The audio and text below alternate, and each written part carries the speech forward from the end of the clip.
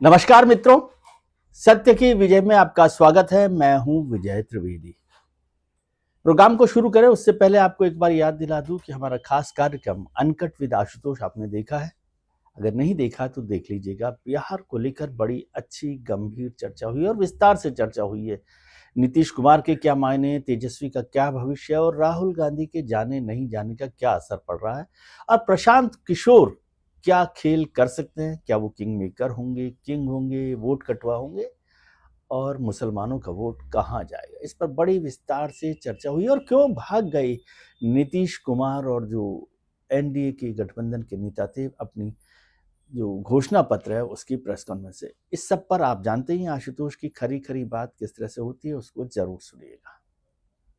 और अब बात करते हैं फिर से बिहार को लेकर। बिहार में चुनाव की जो रफ्तार है वो तेज हो गई और अब तो 6 नवंबर को पहले चरण का मतदान होना है, वोटिंग होनी है। 6 नवंबर को हो जाएगी। आधी सीटों पर करीब करीब वोट डाले जाएंगे। उसका असर क्या होगा नहीं होगा, लेकिन इससे महत्वपूर्ण बात है, नेताओं की बात तो हम अक्सर करते रहते हैं।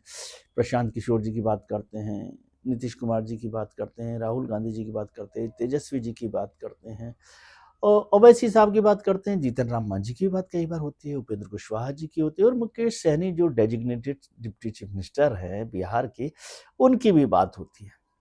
लेकिन बात वोटर की नहीं करते क्या हम? वोटर में बात करते हैं, जाति की बात कम करेंगे। आज दूसरे तरह के दो ग्रुप्स की बात करते हैं। क्या ये दो वोटर ग्रुप जो है बड़े, वो बिहार के चुनावों पर असर डालेंगे, तय करेंगे कौन जीतेगा, कौन मुख्यमंत्री बनेगा, कौन किंग मेकर बनेगा? उसके दो बड़े ग्रुप हैं बिहार में। एक तो है महिला और दूसरा है युवा, जो बिहार की पॉलिटिक्स का एक नया एम वाई कॉम्बिनेशन है। लेकिन ये एम वाई कॉम्बिनेशन इसलिए नहीं कहा जाता कि दोनों ग्रुप अलग अलग तरीके से वोट कर रहे हैं। महिलाओं का वोट जो है वो अलग तरीके से जा रहा है, आधी आबादी है, आपको पता ही है। और युवा जो है वो करीब करीब 30-35% वोट है, 40% वोट है, जो अलग अलग तरीके से सोच रहा है।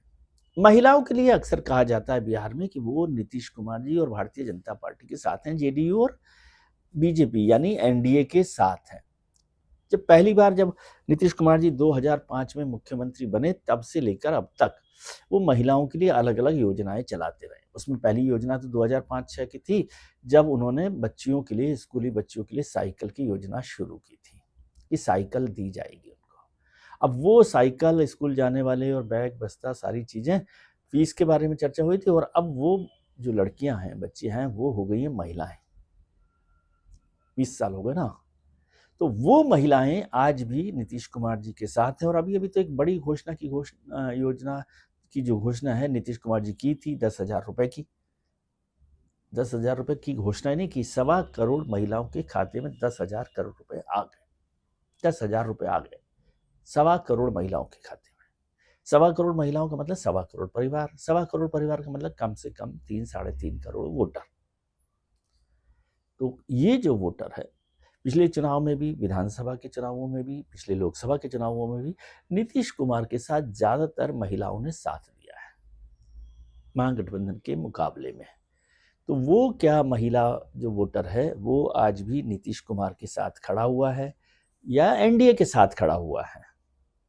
प्रधानमंत्री मोदी के साथ भी महिलाओं का वोट रहता है। तो एनडीए के लिए क्या वो एक मजबूत ताकत के तौर पर है?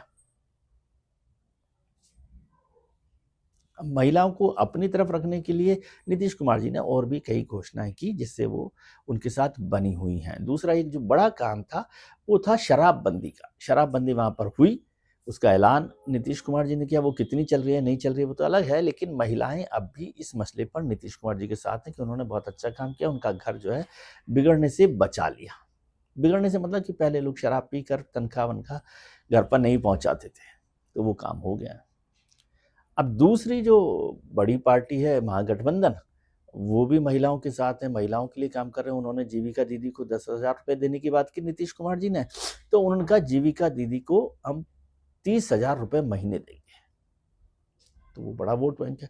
अब जीविका दीदी को तय करना है कि वो 30,000 रुपए महीने लेकर तेजस्वी जी के साथ जाना चाहती है, या 10,000 रुपए जो उनके खाते में आए हैं उससे रोजगार शुरू करना चाहती हैं, और फिर 2 लाख रुपए बैंक में मिल सकते हैं, बैंक से लोन के तौर पर उसका इस्तेमाल हो सकता है।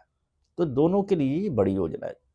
आरजेडी को भी वोट महिलाओं का अच्छा खासा मिलता है, लेकिन थोड़ी सी बढ़त घटत का फर्क है कि ज़्यादा बड़ा वोट नीतीश कुमार जी को मिलता है। लेकिन ये जो 30,000 रुपये महीने की तनख्वाह की नौकरी की बात की है तेजस्वी जी ने, क्या इससे महिलाओं का रुख बदल सकता है? अब दूसरी बड़ी बात, दूसरा बड़ा ग्रुप है यूथ का, युवाओं का। 18 से 30 साल तक के जो युवा है उनका वोट कहां जाएगा?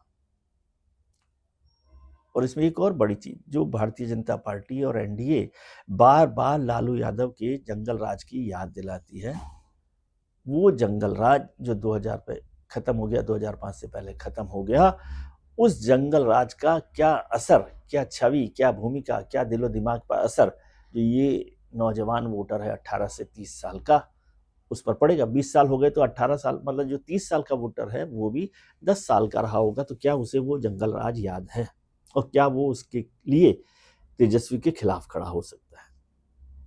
बिहार के चुनावों को देखें तो इसमें बहुत सारे, नीतीश कुमार जी को छोड़ दें जो कि 20 साल से तो मुख्यमंत्री हैं, सबसे बड़े नेता हैं, बुजुर्ग नेता हैं, स्वास्थ्य को लेकर भी उनकी चर्चा होती रहती है। बाकी सब लोग, सभी पार्टियों के जो नेता हैं वो युवा हैं। सबसे बड़े महागठबंधन के नेता तेजस्वी यादव वो युवा हैं, उनके साथ कांग्रेस के जो लीडर हैं राहुल गांधी जी वो युवा हैं।